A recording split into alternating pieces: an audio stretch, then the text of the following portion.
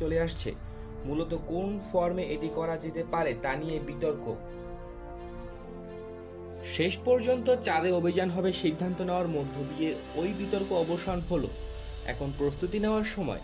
যে প্যানেলে এ ব্যাপারে কাজটি করবে সেখানে জাপান অ্যারোস্পেস এক্সপ্লোরেশন এজেন্সি, ব্যবসায়ী এবং শিক্ষাবিদরা অন্তর্ভুক্ত রয়েছে।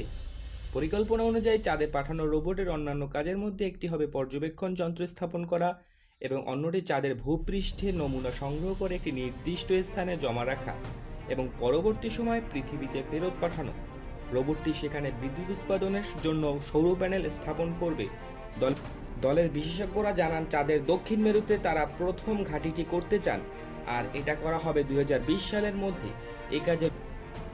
এই কাজে সহায়তা করবে ওই চাকাওয়ালা রোবট। প্রথমে 2 পাওয়ালা হিউম্যানয়েড রোবট পাঠানোর বিষয়টি বিবেচনা করা হয়েছিল, কিন্তু চাঁদের পৃষ্ঠের এবড়ো অবস্থা বিবেচনা করে রোভার টাইপ রোবট পাঠানোকেই বাস্তবসম্মত বলে মনে করছেন তারা। এই মিশনের জন্য ব্যয় ধরা হয়েছে $200 কোটি। প্যানেলে শিগগিরই এ বিষয়ে একটি রিপোর্ট জমা দেবে মহাকাশ অনুসন্ধান বিষয়ক ইনচার্জ পরিবহন মন্ত্রী সেইজি মেহরার কাছে। এই রিপোর্টের পরে বিশ্লেষণ করা হবে স্ট্র্যাটেজিক হেডকোয়ার্টার্স ফর স্পেস পলিসিতে, যা সভাপতিত্ব করবেন প্রধানমন্ত্রী। মহাকাশ গবেষণায় জাপান এরই মধ্যে বেশ কিছু সাফল্য পেয়েছে।